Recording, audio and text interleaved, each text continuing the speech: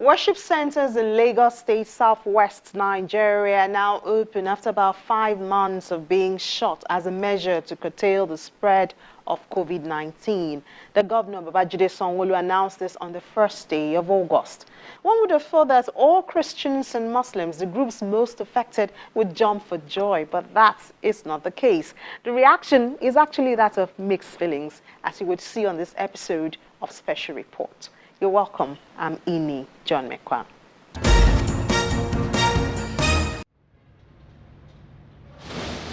Doors which have been shut since March are now opened and ready to have worshippers congregate again, but things are not the way it used to be.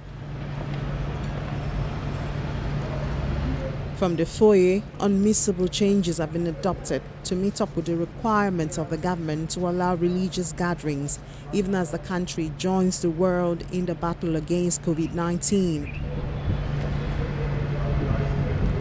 This screen, we are told, is to protect the people on both ends as they interact. The customer service area over here. The resident pastor of KICC in Lagos, Femi Fashiru, is confident that his church is compliant with the requirements by the government and that worshippers would not be exposed to the risk of getting infected. Now, you want to go into the service. All these doors have now become exit doors because everyone must come in through that tunnel. Before you get into that tunnel, you have to have your temperature checked. And so you take your turns. And when it's your turn, you have your temperature checked. And if your temperature is good, then you go into the tunnel. Perhaps if your temperature is on the high side, what we have is what we call the Medicare, right over here. The Medicare room, we have a medical doctor that is going to be here. And he is also a spirit-filled medical doctor. So it's not just somebody who is going to tell you that you are sick in your body. It's also going to be somebody that is going to encourage you. On the door, we have the telephone numbers that are relevant, the emergency hotlines for Lagos State, vis-a-vis the COVID-19 issues. They are all there. But this person is going to be counseled. Over here is going to be reassured that it's only a challenge, and the person that is attending to you will have his gear on. He's going to have his PEP, so he can be able to come close enough to you to reassure you that all is well. And after that person has been counseled and been spoken to, the necessary phone calls made, the person will be escorted back to his car or wherever it is. That person will not be allowed to worship with us, but we have his detail. We will follow up, pray with the person, encourage the person as a church or two. But if your temperature is good, then you have access to the tunnel. And then this is the only entry point now into the church auditorium because of this COVID-19 compliance. So here we go. Of course, please maintain safe distance so there's not going to be any rushing in here. People are going to come, and the moment you get into the sanit tunnel, you get sanitized. So once you are sanitized, basically you are good to go into the auditorium and fellowship. And so the auditorium, which has been cold and dark for about 5 months, comes to life, but again with caution. Seats have been placed in adherence to social distancing, but how easy would that be for members who have not seen or hugged for months? We have a massive screen here. On that screen, we will have signs coming up intermittently saying no hugs, no high fives, but yet, you know, you can give elbows and you can smile from afar. You can clap for each other as a sign of celebration and also a sign of warm greetings. Okay. We just have to be innovative about how we greet each other. What we have planned is to have the sitting done as we have done right now, and nobody is going to be standing. So if you can't get a seat, then sorry, you can't come into that service. So we are going to start with one service, and then we'll see if we know that then if we are like 75% or if we have 75% attendance, and then we start multiple services. And we have a basement as well that we can put those people who come late into the service, who can come and get into the auditorium, they can go into the basement. But as soon as we see the pressure on a particular service, we can begin to have multiple services. We have to fumigate the auditorium before each service and immediately after each service. We also have in the air conditioning of this auditorium, we have what we call the HEPA filters. So these are filters that are in the AC here. So as the AC is blowing out, cool air, it's also disinfecting the whole atmosphere at the same time. Some church leaders are not so enthusiastic about the reopening. Pastor Wale Adefarasi of the Guiding Light Assemblies in that group, not for the lack of the desire to meet physically, but more about the safety of members. We are not going to reopen this Sunday. We will only begin to prepare. We've been doing our services online, but we've been recording them and then broadcasting them on Sunday morning. Now what we will do is broadcast them live, but only the people that are officiating will be allowed to come into the building. And then we will gradually build up our numbers because at 50% capacity, when at the same time we are required to maintain social distancing, which is 2 meters, our capacity will be quartered. We'll have about 25% of our capacity in reality. If we wanted to do 50% of our capacity, we would not be able to maintain social distancing. Also, other requirements the government has, such as disinfecting the building, washing of hands, all these things we're doing them. We're preparing for them, and so when we're ready, we'll open. But we will always put the safety of our members first.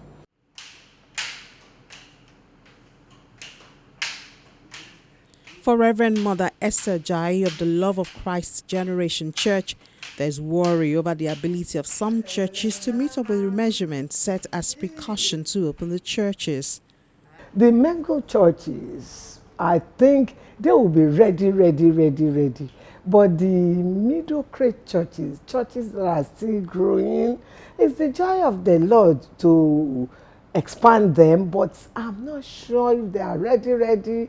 Like, I have my church in London. The 1 week before they open, we got people to fumigate, they did deep cleaning, and then we put masks all over the places. Here, there are some churches that cannot afford that, if you understand what I mean.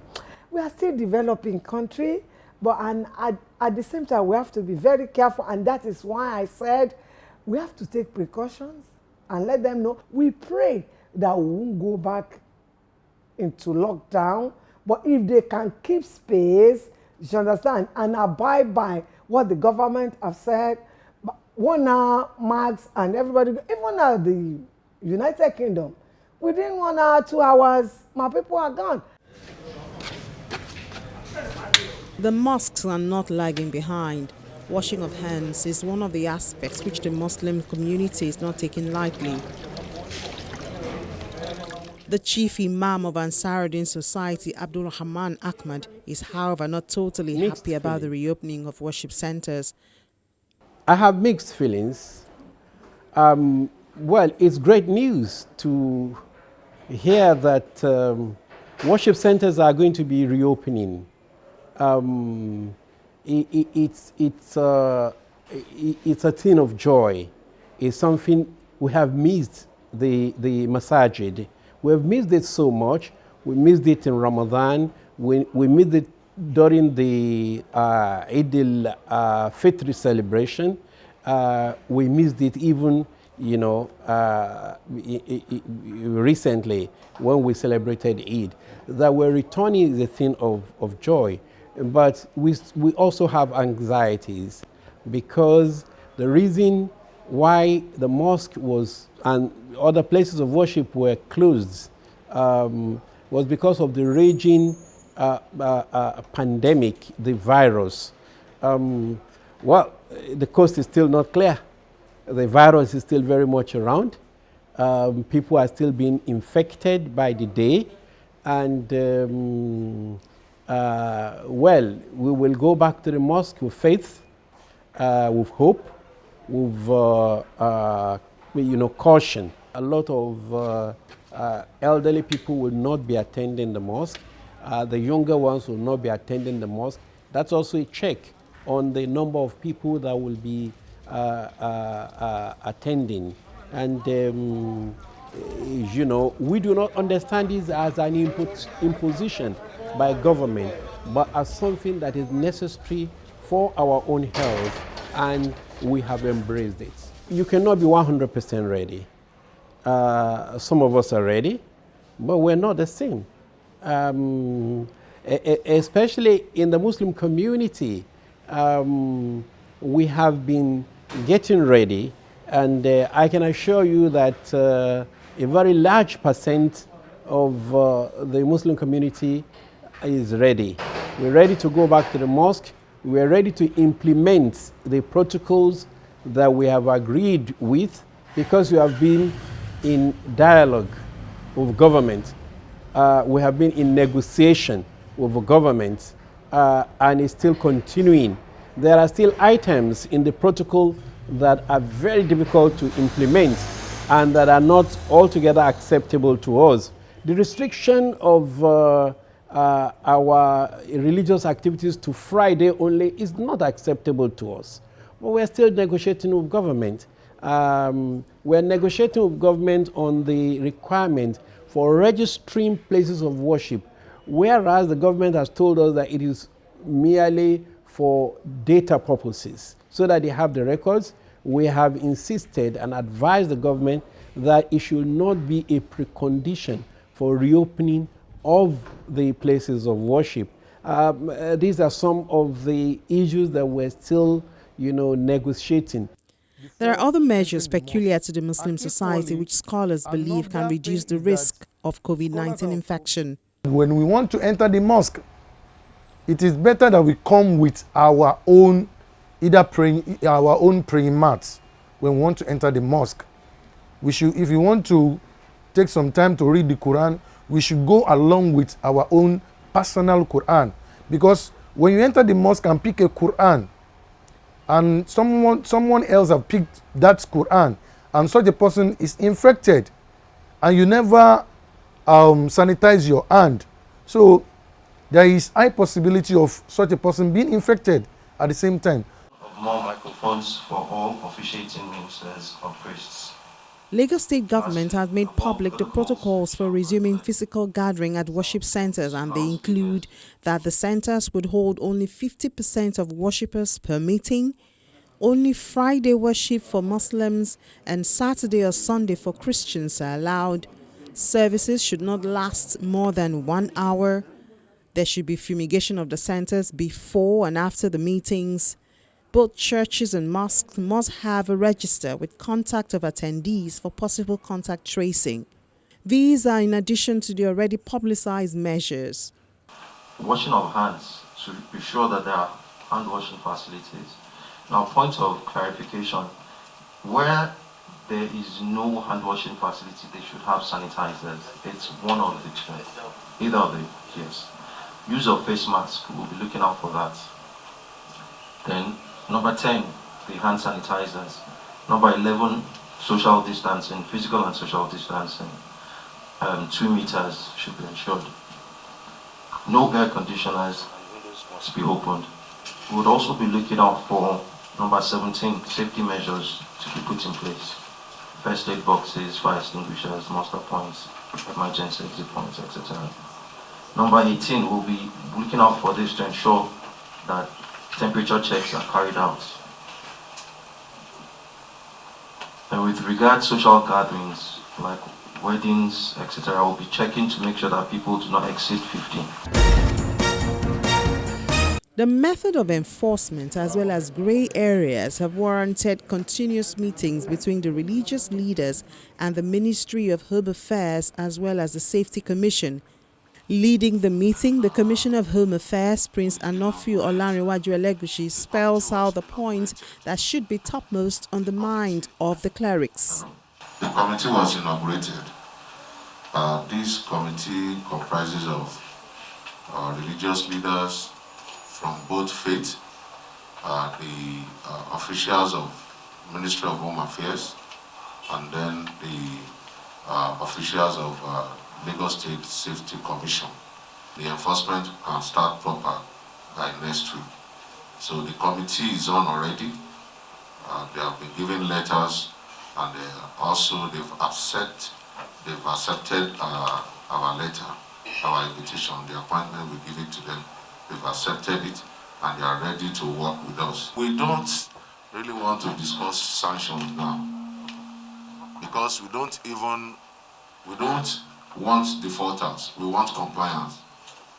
So people that will comply with those protocols are what we are looking at. But if we have any defaulters, appropriate measures will be taken by the state government. The Muslim community is not comfortable with some aspects of the protocol, which they say may be difficult to enforce.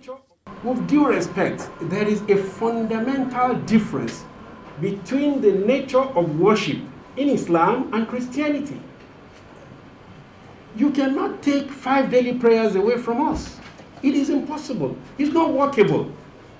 You see, we are happy to pray 5 times a day and forgo the Jummah. Very happy indeed that we do our 5 daily prayers and we suspend the Jummah. By the way, the Jummah is a larger gathering. Immediately we start with this, we see how it goes tomorrow. Maybe by next Friday, we see how it goes. We'll make a submission to the governor. That what we are getting is almost 100% compliance. And I know, I trust the governor. He will give us his nod immediately to go and do a full reopening. The state government promises more meetings to polish unpleasant aspects which may hamper effective implementation of religious gatherings, taking into consideration the benefit of physical meetings for spiritual and psychological purposes. Aside from the government, is the pastor. We work on people's hearts, you know. It's important. What we preach to them is what they will believe. If I know some people, if Yadra say, "Oh, you're not going to go out," they will sit there. So it's important that we carry leaders, pastors, carry them along, and it's a good thing. One of the problems of COVID-19 has been people who have had to lock down. It has affected most people's mental health. And you know, when you say mental health in Nigeria, we think madness, but no. Just people's mental health. I've had so many reports of people that since COVID-19 began, they've not been able to sleep very well. All these things, we want to be able to put material online that can help them. We want them to be able to talk to somebody online who can counsel them. So yes, a lot of things have to move online, but at the same time, we believe that it is important for us to have in-person services when it is safe to do so. From the medical aspect, public health practitioner Dr. Oladapo Ashinobi believes that while returning to physical meetings in mosques and churches may be increasing the risk of infections, but the challenge is beyond that and speaks more to the testing capacity of the nation. The likely impact is we're just increasing the contacts between people. What I mean by that is we are reducing the social distancing. The more people who go out, the less the social distancing. And therefore, the higher the risk of transmission. That's all there is to it. So every new place you open, every social gathering you get involved in. When I say social gathering, social doesn't mean only party. Socialization is what we do every day. Schools, hospitals, friends and family, worship centers, religious, like that. So we're reducing social distancing and then increased risk of transmission. However, we will never know the impact of the increased risk of transmission because we're not doing enough tests. So we're going to have more people who may have mild to moderate COVID infection, because usually 8 out of 10 will show very little or no infection, and then it will pass away like malaria. Even if you are ill, they will go to hospital, they will think it's malaria, because those hospitals don't have capacity to do tests in their hospitals. So most are going to pass away as mild, moderate malaria. The immune system of the people will deal with it. Now, the ones that we are afraid of is the 20 to 30% of people who now have severe enough illnesses to become hospitalized. With the stage now set and worship centers back to almost normal, the responsibility to stay safe during congregational meetings shifts to not just religious leaders, but every attendee. And the president of One Umar Islamic Organization, Abubakar Sadiq Mohammed, cannot emphasize this enough. It is upon all of us to ensure that we protect and preserve the life of one another. So if, for example, you're going to a mosque, and I know that there are ages, so they are the ages that are most vulnerable, and they are being advised not to go out and pray in the mosque or in the churches because of the vulnerability of them being susceptible to getting the virus, probably from the ages of 50 or 60 and above. They can be excused to stay at home and still worship from home because of that vulnerability for them getting the virus. However, those who are going to go to the centers, to the worship centers, they must implement, and the implementation must be done by the task force or whoever is responsible for it, in conjunction with the centers as well, the worship centers. So basically, you get them to instill the spacing. That's the 6 meter spacing between the worshipers, the social distancing. Everyone must also ensure they wear a mask. If you're not wearing a mask and you want to come to the center, you would require a mask. If you don't have one, you will not be permitted or allowed to go into the center. We mustn't have sentiments when we're implementing these laws, because that's one of the things that would completely break or make the laws that we're trying to implement. If someone comes and you see them, oh, this is a big man, or this is my cousin, this is my brother, I know he doesn't have the coronavirus. That is not the concern. The concern here is any person seen to flout a law gives the impetus, or gives others the feeling that they can also do the same. So regardless of whoever it is that comes, they must have a face mask, they must have their temperatures checked. If there's anything that seems abnormal, they're advised to go back home. If the centers have been filled and people can't come in any longer, it's just safe to have like a signage that just says, center full and closed. Whoever comes and sees the center is full, you can speak to them in a very nice tone, and they can go back home and they can worship. Everyone understands, and everyone is trying their best to stay safe. I know of so many people that even as the worship centers have been open today, they will still not go to the worship centers out of fear and concern that they could also catch the virus. So it's very important that for those who are going, you stay safe, you observe the protocols, not just for yourself, but for your loved ones and your families and the entire community as well. Worshipping safely is the watchword as Lagosians congregate. How easy is it for you to return to physical meetings in your place of worship? Please share with us on Special Report. That's it for now. I'm Ini John Mekwa.